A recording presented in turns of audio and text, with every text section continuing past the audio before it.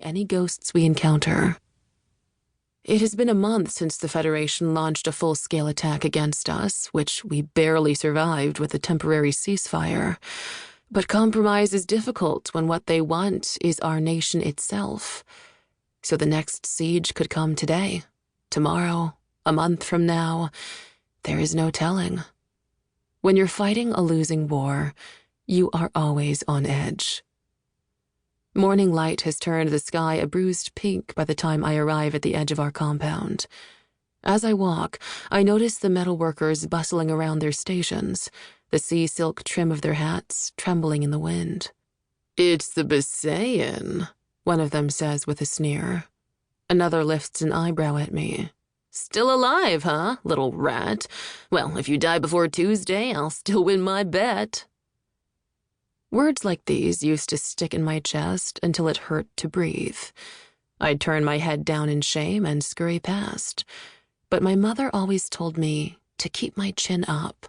"Look proud," she would say to me as she patted my cheek, "until you feel it."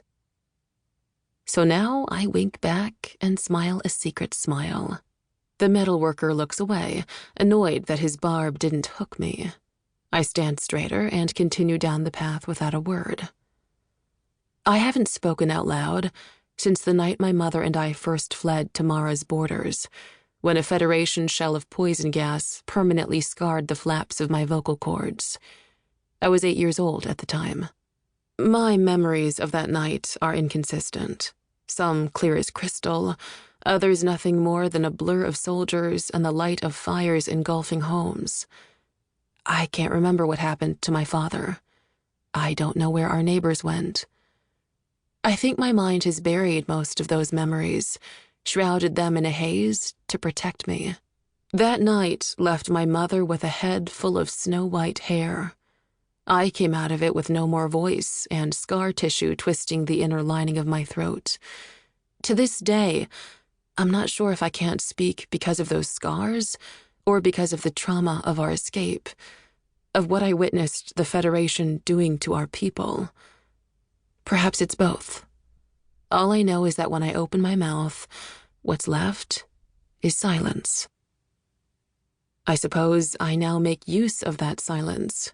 In my line of work, at least, it is essential for survival. That was what first drew me to the strikers. When I was small, I would join the crowds to watch the famed patrols head out past Newidge's walls, ready to face the Federation's monsters.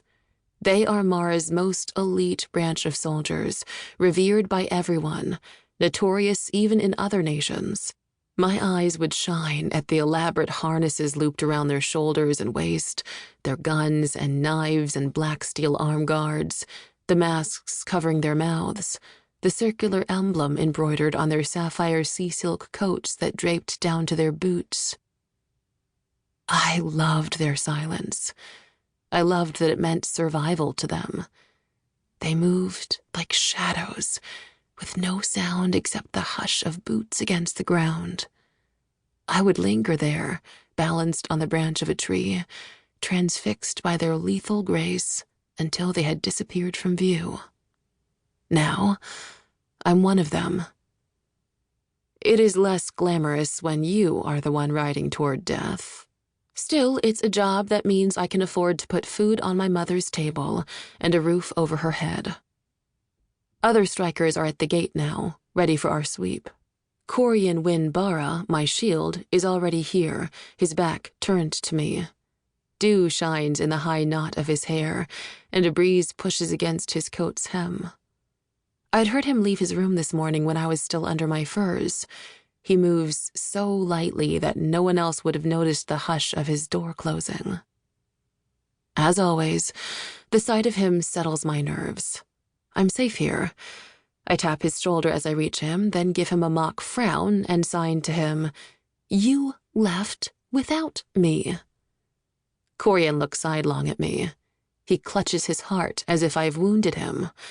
"What? And leave little Talin to fend for herself? I would never," he signs, his gestures teasing and light. "But," I sign back, "but they were serving fresh fish cakes this morning." Did you at least save